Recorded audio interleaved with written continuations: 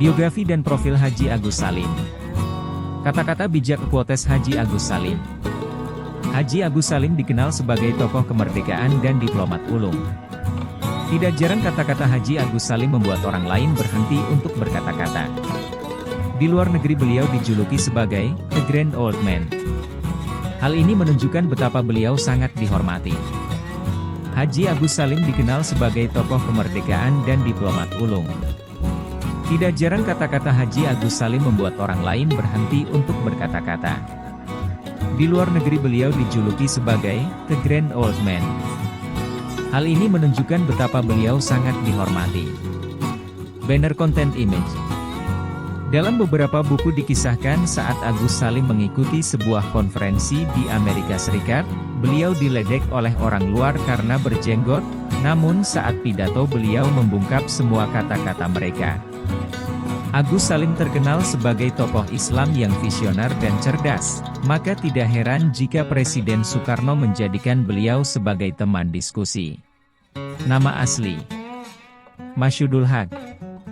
Dikenal sebagai Haji Agus Salim. Tempat dan tanggal lahir: Kota Gadang, Agam, Sumatera Barat, Hindia Belanda, 8 Oktober 1884.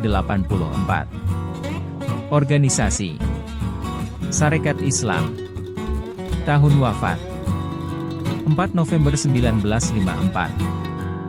Agus Salim merupakan anak keempat Sultan Muhammad Salim, yang bekerja sebagai seorang jaksa di sebuah pengadilan ketika masa pemerintahan kolonial Belanda. Riwayat pendidikan Haji Agus Salim. Karena kedudukan ayahnya, Agus Salim bisa belajar di sekolah-sekolah Belanda dengan lancar. Selain karena dia anak yang cerdas. Dalam usia muda, dia telah menguasai sedikitnya 7 bahasa asing. Pada 1903 dia lulus HBS, Hoger Burger School, atau sekolah menengah atas 5 tahun. Pada usia 19 tahun dengan predikat lulusan terbaik di 3 kota, yakni Surabaya, Semarang, dan Jakarta. Haji Agus Salim lahir di Kota Gadang, Agam, Sumatera Barat pada tanggal 8 Oktober 1884 yang kala itu daerah tersebut masuk dalam pemerintahan Hindia Belanda. Tidak banyak orang yang tahu bahwa nama asli Agus Salim adalah Masyadul Haq yang berarti pembela kebenaran. Agus Salim tercatat sebagai seorang anak bangsawan, di mana ayah beliau bekerja sebagai jaksa. Agus Salim kecil menganyam pendidikan di sekolah Belanda. Meski demikian beliau tidak kesulitan, karena seorang anak yang pandai dalam berbagai hal. Hal yang luar biasa dari seorang Agus Salim yaitu dapat menguasai berbagai bahasa asing, setidaknya 7 bahasa, seperti Belanda, Arab, Inggris, Turki, Jepang, Perancis, Jerman. Agus Salim pada masa itu memiliki keinginan untuk bersekolah di Belanda, akan tetapi pihak pemerintah Belanda menolaknya. Mendengar penolakan beasiswa yang diajukan Agus Salim, akhirnya Kartini merekomendasikan Agus Salim untuk menggantikan beasiswa Kartini. Meski pemerintah Belanda menyetujuinya, akan tetapi Agus Salim menolaknya, sebab ia merasa tersinggung dengan perlakuan pemerintah Belanda tersebut. Karir Agus Salim sangat luar biasa, terutama dalam politik dan diplomasi, namanya hingga saat ini dikenal. Surat R.A. Kartini tertanggal 24 Juli 1903. Kami tertarik sekali kepada seorang anak muda. Kami ingin melihat dia dikarunia bahagia. Anak muda itu namanya Salim. Dia anak Sumatera asal Riau, yang dalam tahun ini, mengikuti ujian penghabisan sekolah menengah HBS, dan ia keluar sebagai juara. Juara pertama dari ketiga-tiga HBS. Anak muda itu ingin sekali pergi ke negeri Belanda untuk belajar menjadi dokter. Sayang sekali, keadaan keuangannya tidak memungkinkan. Karir politik Haji Agus Salim. Belakangan, Agus Salim memilih berangkat ke Jeddah, Arab Saudi, untuk bekerja sebagai penerjemah di konsulat Belanda di kota itu antara 1906 hingga 1911. Di sana, dia memperdalam ilmu agama Islam pada Syekh Ahmad Khatib, Imam Masjidil Haram yang juga pamannya. Di Arab Saudi juga ia mempelajari diplomasi. Sepulang dari Jeddah, dia mendirikan sekolah HIS, Hollandsche Inlandsche School. Dan kemudian masuk dunia pergerakan nasional. Dalam biografi, Haji Agus Salim diketahui bahwa Haji Agus Salim menikah dengan Zainatun Nahar pada tahun 1912. Dari pernikahannya dengan Zainatun Nahar, Haji Agus Salim memiliki 10 anak.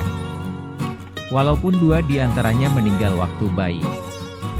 Anaknya bernama Theodora Atia, Yusuf Taufik, Violet Hanifah, Maria Zenobia, Ahmad Syauket, Islam Basari, Abdul Hadi, Siti Asia, Zuchra Adiba, Sidik Salim.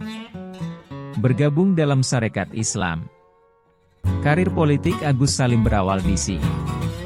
Bergabung dengan Hawes Cokroaminoto dan Abdul Muiz pada 1915.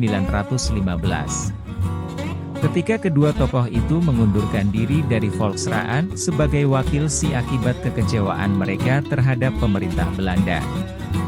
Agus Salim kemudian menggantikan mereka selama 4 tahun, 1921 hingga 1924, di lembaga itu. Tapi, sebagaimana pendahulunya, dia merasa perjuangan dari dalam tak membawa manfaat. Maka dia keluar dari Volksraad dan berkonsentrasi di sini. Pada 1923, benih perpecahan mulai timbul di sini. Semuanya dan kawan-kawan menghendaki SI menjadi organisasi yang condong ke kiri. Sedangkan Agus Salim dan Hawes Cokroaminoto menolaknya. Buntutnya SI terbelah 2. Semaun membentuk Sarekat Rakyat yang kemudian berubah menjadi PKI, sedangkan Agus Salim tetap bertahan di SI. Karir politiknya sebenarnya tidak begitu mulus. Dia pernah dicurigai rekan-rekannya sebagai mata-mata karena pernah bekerja pada pemerintah. Apalagi, dia tak pernah ditangkap dan dipenjara seperti Cokroaminoto. Tapi, beberapa tulisan dan pidato Agus Salim yang menyinggung pemerintah mematahkan tuduhan-tuduhan itu. Bahkan dia berhasil menggantikan posisi Hawes Cokroaminoto sebagai ketua setelah pendiri SI itu meninggal dunia pada 1934. Selain menjadi tokoh SI, ia juga merupakan salah satu pendiri Jong Islamietenbond. Di sini dia membuat gebrakan untuk meluluhkan doktrin keagamaan yang kaku. Dalam Kongres Jong Islamietenbond kedua di Yogyakarta pada 1927, Agus Salim dengan persetujuan pengurus Jong Islamietenbond menyatukan tempat duduk perempuan dan laki-laki. Ini berbeda dari Kongres 2 tahun sebelumnya yang dipisahkan tabir, perempuan di belakang, laki-laki di depan. Ajaran dan semangat Islam memelopori emansipasi perempuan, ujarnya. Agus Salim pernah menjadi anggota Panitia Persiapan Kemerdekaan Indonesia, PPKI, pada akhir kekuasaan Jepang. Etika Indonesia Merdeka, dia diangkat menjadi anggota Dewan Pertimbangan Agung oleh pemerintahan Insinyur Soekarno. Menteri di Kabinet Republik Indonesia.